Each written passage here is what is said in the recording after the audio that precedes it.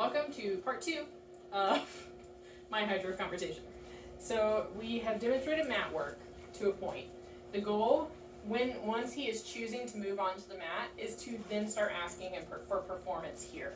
Because he has learned now that the mat is where good things happen. So by choosing to move onto this mat, he is asking for you to give him feedback and give him direction and give him reinforcement. Okay? When he is on the mat, he is feeling secure. When he is feeling secure, he will be able to work for you. Okay?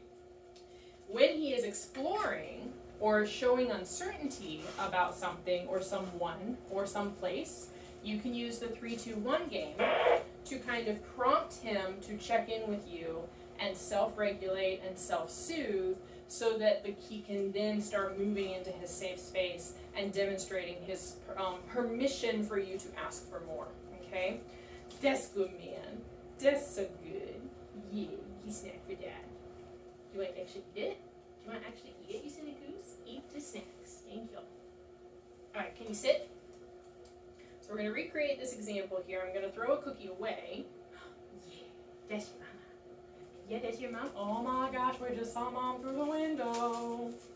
Alright, so this might actually be a good time to try the 3, 2, 1, look! Yep, good boy. Good job. 3, 2, 1, look!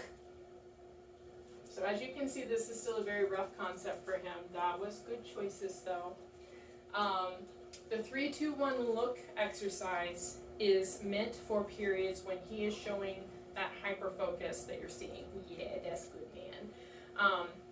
So if he hones in on a noisy car or a plastic bag that is floating across the street, or someone approaching or walking on the other side of the street that he just finds a little sus, the 3-2-1 exercise allows him to gather information about that distraction and then prompts him to check in with you, his mom, or the handler, and receive reinforcement for disengaging from that distraction. 3, 2, 1, look!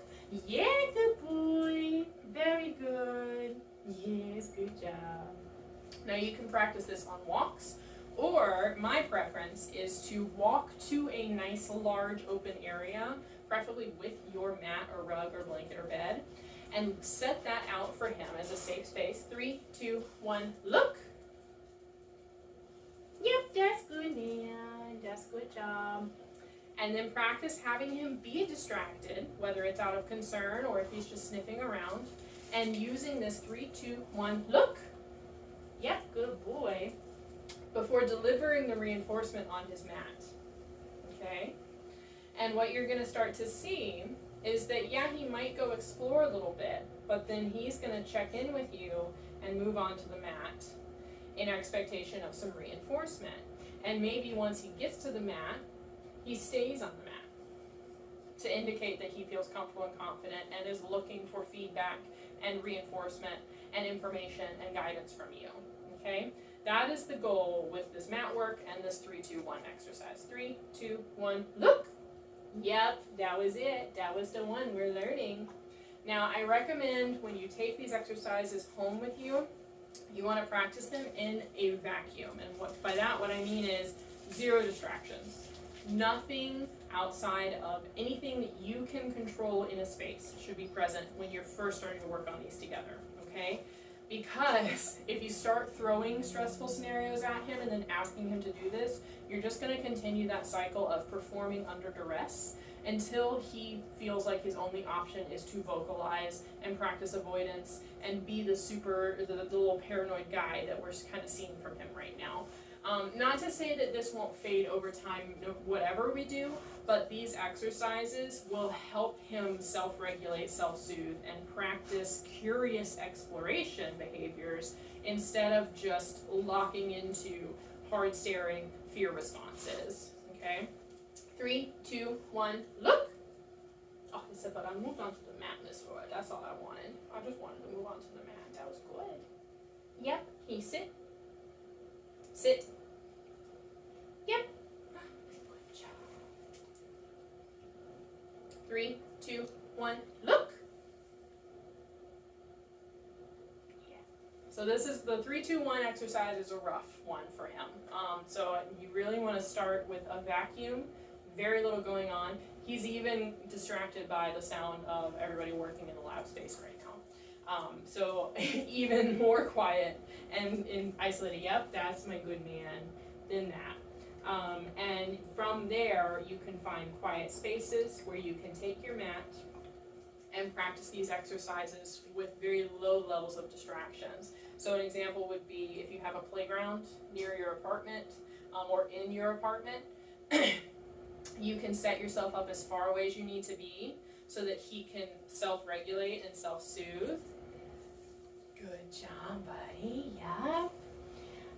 And practice this 3-2-1 exercise if he does get distracted or kind of curious and checks in with the children playing or a pedestrian walking or a toddler baby, things like that. Before looking back at you and getting reinforcement delivered either onto his mat that you've brought with you, from your hand, or just onto the ground around you to encourage sniffing. Because what we don't want to practice is having him check in with you, get a cookie, and then check right back in with that distraction. That is a cycle we're trying to break.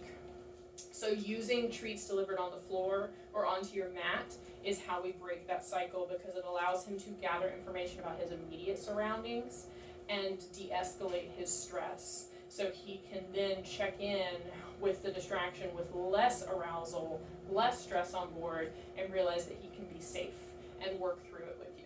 Okay? Let me know if you have any questions about these two exercises, and I'm happy to demonstrate them again for you if these two videos are unclear in any way.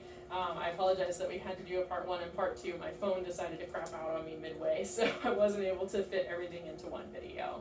But here you go, he's totally chill. What a good man.